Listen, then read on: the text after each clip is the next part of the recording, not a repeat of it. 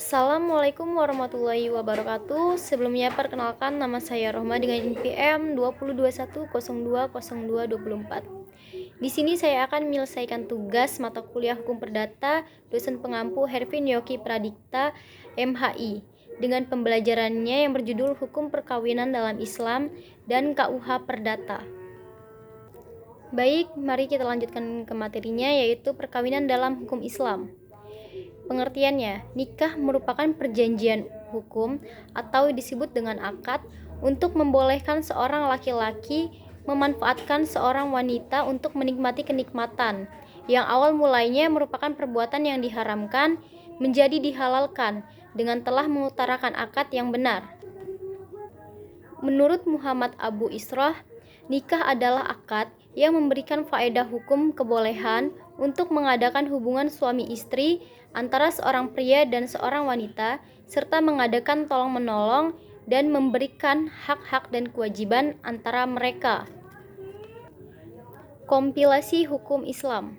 Perkawinan menurut hukum Islam adalah pernikahan, yaitu akad yang sangat kuat atau mitsakan ghalizan untuk menaati perintah Allah dan melaksanakannya ibadah. Undang-Undang Nomor 1 Tahun 1974 Pasal 1, yaitu perkawinan merupakan ikatan lahir dan batin antara seorang wanita dan seorang pria sebagai suami istri dengan tujuan membentuk keluarga atau rumah tangga yang bahagia dan kekal berdasarkan ketuhanan yang Maha Esa. Menurut firman Allah Subhanahu wa taala dalam Quran surat Az-Zariyat ayat 49 yang berbunyi, wa min kulli syai'in khalaqna zawjaini la'allakum tazakkarun, yang artinya, dan segala sesuatu kami ciptakan berpasang-pasangan supaya kamu mengingat kebesaran Allah Subhanahu wa taala.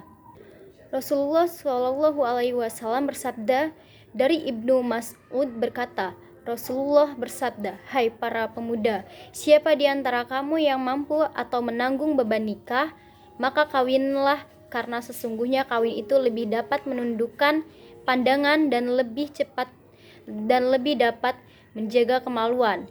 Dan siapa yang tidak mampu, maka hendaknya lah ia berpuasa, karena sesungguhnya berpuasa itu baginya atau menjadi pengekang syahwat. Hadis riwayat Jamaah. Selanjutnya yaitu materi rukun dan syarat nikah.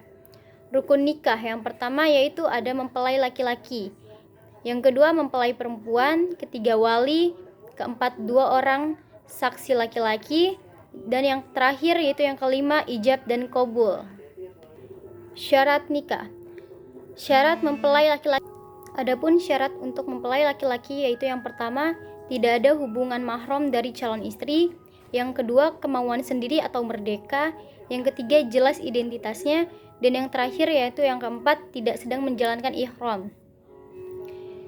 Selanjutnya itu syarat mempelai perempuan. Yang pertama tidak ada halangan syar'i, yang kedua tidak berstatus istri yang masih sah, yang ketiga tidak ada hubungan mahram, keempat tidak dalam keadaan iddah, yang kelima kemauan sendiri atau merdeka, yang keenam jelas identitasnya, dan yang terakhir yaitu tidak sedang menjalankan ihram. Selanjutnya yaitu syarat-syarat wali.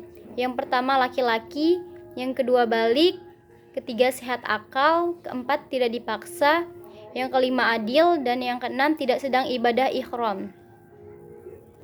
Selanjutnya yaitu syarat-syarat saksi. Yang pertama yaitu ada laki-laki, kedua balik, ketiga sehat akalnya, selanjutnya adil, dan yang kelima mendengar dan melihat, yang keenam tidak dipaksa dan tidak sedang ibadah ihram, dan yang terakhir faham bahasa yang digunakan untuk ijab dan qabul. Selanjutnya syarat dan ijab dan qabul. Yang pertama yaitu ijab dilakukan oleh wali atau yang mewakilinya, sedangkan qabul dilakukan oleh mempelai laki-laki atau yang mewakilinya atau syarat ketat. Keduanya harus mumayyiz. Yang kedua dilangsungkan dalam satu majelis. Kemudian antara ijab dan qabul tidak boleh diselingi dengan perbuatan atau kalimat yang dapat memisahkan antara ijab dan qabul. Yang ketiga, keduanya tidak boleh kontradiksi. Yang keempat, ijab dan qabul dilakukan melalui lisan serta didengar oleh masing-masing wali, saksi maupun kedua mempelai. Materi selanjutnya yaitu perkawinan dalam hukum KUH Perdata. Hukum perkawinan yang diatur dalam KUH Perdata berasaskan monogami dan berlaku mutlak. Artinya, setiap suami hanya diperbolehkan mempunyai seorang istri saja. Begitu pula sebaliknya. Hal ini sesuai dengan ketentuan pasal 27 KUH Perdata. KUH Perdata memandang perkawinan hanya dalam hubungan keperdataan. Dalam pasal 126 KUH Perdata, artinya bahwa perkawinan itu sah apabila telah dipenuhinya ketentuan hukum atau syarat hukum dari KUH Perdata. KUH Perdata tidak memandang faktor keagamaan sebagai syarat sahnya perkawinan. Hal ini ditegaskan dalam pasal 181 KUH Perdata, di mana upacara keagamaan tidak boleh dilangsungkan sebelum perkawinan diadakan di hadapan pegawai catatan sipil atau disebut PCS. Di dalam KUH Perdata, perolehan keturunan bukan merupakan tujuan perkawinan. Materi selanjutnya yaitu larangan perkawinan. Perkawinan dilarang yaitu yang pertama, mereka yang bertalian keluarga dalam garis keturunan lurus ke atas dan ke bawah atau dalam garis keturunan menyamping, yaitu antara saudara laki-laki dan saudara perempuan. Itu dalam pasal 30 KUH Perdata. Yang kedua yaitu ipar laki-laki dan ipar perempuan, paman atau paman orang tua dan anak perempuan saudara atau cucu perempuan saudara, atau antara bibi atau bibi orang tua dan anak laki-laki saudara atau cucu laki saudara. Diatur dalam pasal 31 KUH Perdata. Selanjutnya yaitu kawan berzinahnya setelah dinyatakan salah karena berzina oleh putusan hakim. Diatur dalam pasal 32 KUH Perdata. Yang terakhir yaitu mereka yang memperbaharui perkawinan setelah pembubaran perkawinan terakhir jika belum lewat waktu 1 tahun. Diatur dalam pasal 33 KUH Perdata. Materi selanjutnya yaitu pemberitahuan pencatatan dan pengumuman perkawinan. Semua orang yang hendak kawin harus memberitahukan kehendak itu kepada pegawai catatan sipil, tempat tinggal salah satu dari kedua pihak yang diatur dalam pasal 50 KUH Perdata. Pemberitahuan ini harus dilakukan baik sendiri maupun dengan surat-surat yang dengan cukup kepastian memperlihatkan kehendak kedua calon suami istri. Dan tentang pemberitahuan itu oleh pegawai catatan sipil harus dibuat sebuah akta. Diatur dalam pasal 51 KUH Perdata. Yang kedua yaitu sebelum perkawinan dilangsungkan, pegawai catatan sipil harus menyelenggarakan pengumumannya dengan jalan menempelkan sepucuk surat pengumuman pada pintu utama daripada gedung dalam mana register-register catatan sipil diselenggarakannya. Surat itu harus tetap tertempel selama 10 hari. Pengumuman tak boleh dilangsungkan pada hari Minggu atau hari Tahun Baru, hari Paskah, hari Natal, dan hari Mikraj Nabi.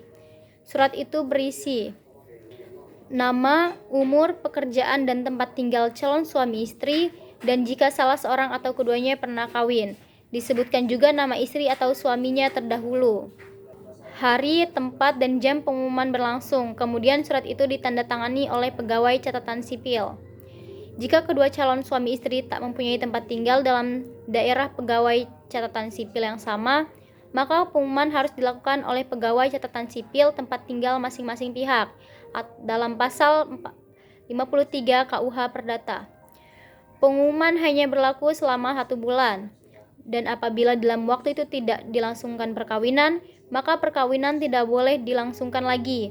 Dan untuk itu, pengumuman harus diulang sekali lagi, termasuk dalam pasal 57 KUH Perdata. Pada asasnya, suatu perkawinan dapat dibuktikan dengan adanya akta perkawinan. Diatur dalam pasal 100 KUH Perdata. Materi selanjutnya yaitu hak dan kewajiban suami istri. Yang pertama yaitu suami dan istri harus setia dan tolong-menolong.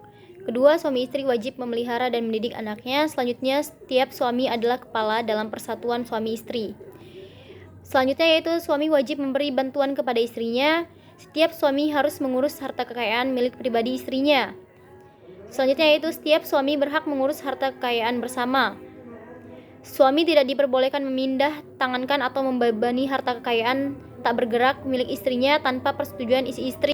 Setiap istri harus tunduk dan patuh kepada suaminya. Setiap istri wajib tinggal bersama suaminya. Setiap suami wajib membantu istrinya di muka hakim. Dan yang terakhir, setiap istri berhak membuat surat wasiat tanpa izin suaminya. Bantuan si suami kepada istrinya tidak diperlukan apabila istri dituntut di muka hakim karena sesuatu perkara pidana dan atau si istri mengajukan tuntutan terhadap suaminya untuk mendapatkan perceraian, pemisahan meja dan tempat tidur, atau pemisahan harta kekayaan, termasuk dalam pasal 111 KUH Perdata. Sekian materi dari saya. Apabila ada salah kata, saya mohon maaf, dan kepada Allah saya mohon ampun. Wabillahi taufiq wal hidayah. Wassalamualaikum warahmatullahi wabarakatuh.